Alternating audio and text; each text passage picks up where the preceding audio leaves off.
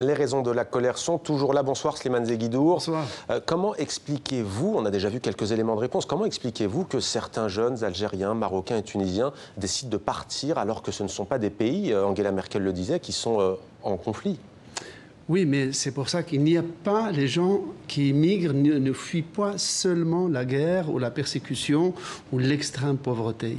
Il y a l'insécurité qui est la guerre, il y a le sentiment d'insécurité qui est quelque chose de plus subjectif, mais qu'on voit qui est patent au Maghreb, c'est une incertitude, une insécurité économique.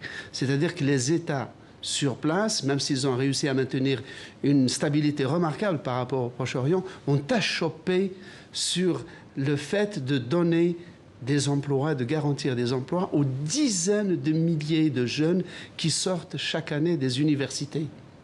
Donc, il y a un marasme, il y a même une peur du déclassement social dans les classes moyennes, et la tentation d'immigrer en Europe est d'autant plus forte que les gens maîtrisent les langues, le français pour la plupart des Maghrébins, l'espagnol pour les Marocains, l'italien pour les Tunisiens, et qui plus ça, ils ont de la famille en Europe. Et c'est un tabou en Algérie, hein, cette question du départ.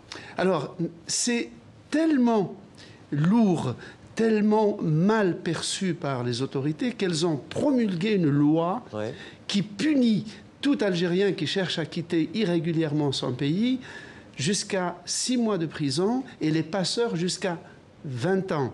Ceci en infraction d'ailleurs avec la Déclaration universelle des droits de l'homme auquel l'Algérie a souscrit. Sur la libre circulation des personnes. Sur la libre circulation des personnes. Il y a même eu le Conseil islamique supérieur, qui est la plus haute instance de l'islam algérien, qui a édicté une fatwa assimilant le fait d'aller en Europe dans un bateau un peu douteux à une tentative de suicide possible. Or, le suicide étant interdit par l'islam, ce serait un péché majeur. Merci Slimane pour ce décryptage.